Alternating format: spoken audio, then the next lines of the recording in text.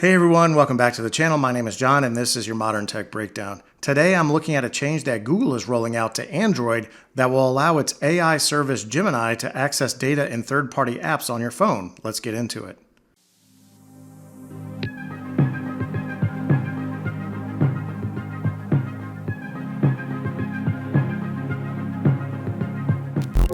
So here I have an article from Ars Technica reporting that as of July 7th, Google is rolling out a change that will enable its Gemini AI service to interact with third-party apps such as WhatsApp, even when users previously configured their devices to block such interactions. Apparently, Google sent out an email informing users of the change. I'm not an Android user, so I didn't get one, but the email is at best poorly worded. It's a bit difficult to decipher exactly how you can control whether or not you want Gemini to have this access.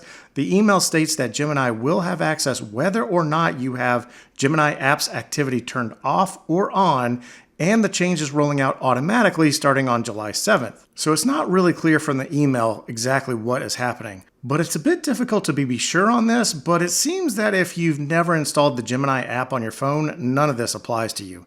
Again, that's not super clear based on how this has been worded. And thankfully, the author of this article reached out to Google PR for a response on this, and Google's very typical corporate response back was, "This update is good for users. They can now use Gemini to complete daily tasks on their mobile devices, like send messages, initiate phone calls, and set timers while Gemini apps activity is turned off. With Gemini apps activity turned off, their Gemini chats are not being reviewed or used to improve our AI models." Unquote. So you see, this is actually good for you. There's no reason to worry about AI at all. Just move along. But anyway, I'll wrap up by mentioning that the author of this article goes on to speculate a little bit that Google may be trying to embed Gemini so deeply into Android so that they can argue that they can't possibly remove it, similar to the argument that Microsoft made about Internet Explorer back in the late 90s and early 2000s. Google is under a ton of antitrust scrutiny right now. They certainly might be trying to repeat that playbook, but they might also just be trying to make their AI offerings more compelling.